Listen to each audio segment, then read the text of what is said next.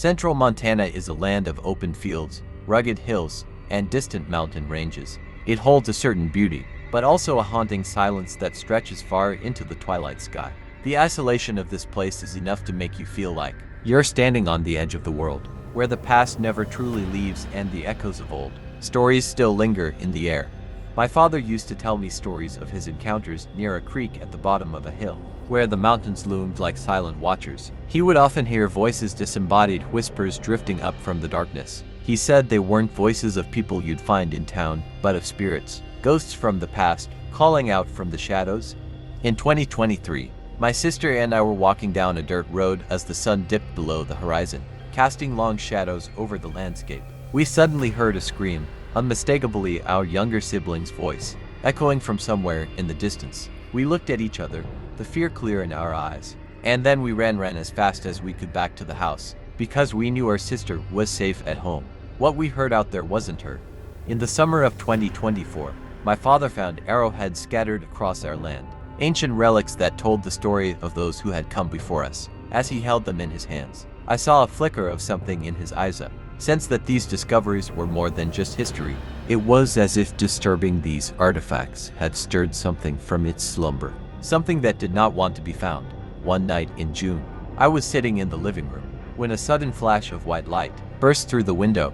It was so bright, so intense, that it seemed to bleach the walls and freeze everything in place. I paused the TV and stared out into the darkness, my heart pounding. It felt like the world outside had shifted, like something was out there watching me from the void.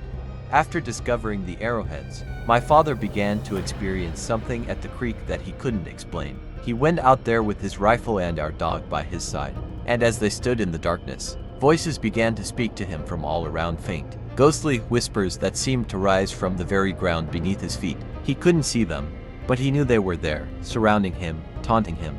I was lying in my bed, staring at a strange red light that seemed to move across the wall in front of me.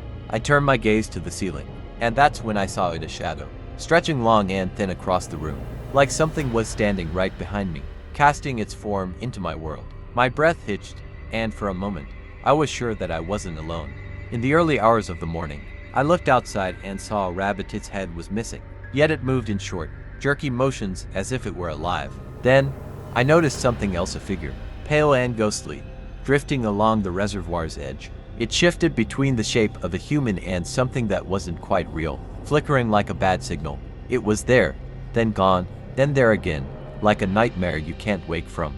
My father, a man grounded in the old ways, decided to perform a traditional ceremony outside our house. He placed a tobacco offering on the ground and raised his hands to the sky, praying to the sun. The smoke from his smudged stick curled up into the darkening sky, and I could see in his eyes that this was more than just a ritual. It was a plea, a desperate attempt to find peace with whatever haunted our land. As the night falls and the wind whispers through the fields, I stand by the window, looking out at the land that seems to stretch forever. They say that in places like these, where the lines between the past and present blur, shapeshifters can move unnoticed. I used to think these were just stories, but now, I'm not so sure. I can feel it, out there in the dark, a presence that refuses to let us go, that will always be watching.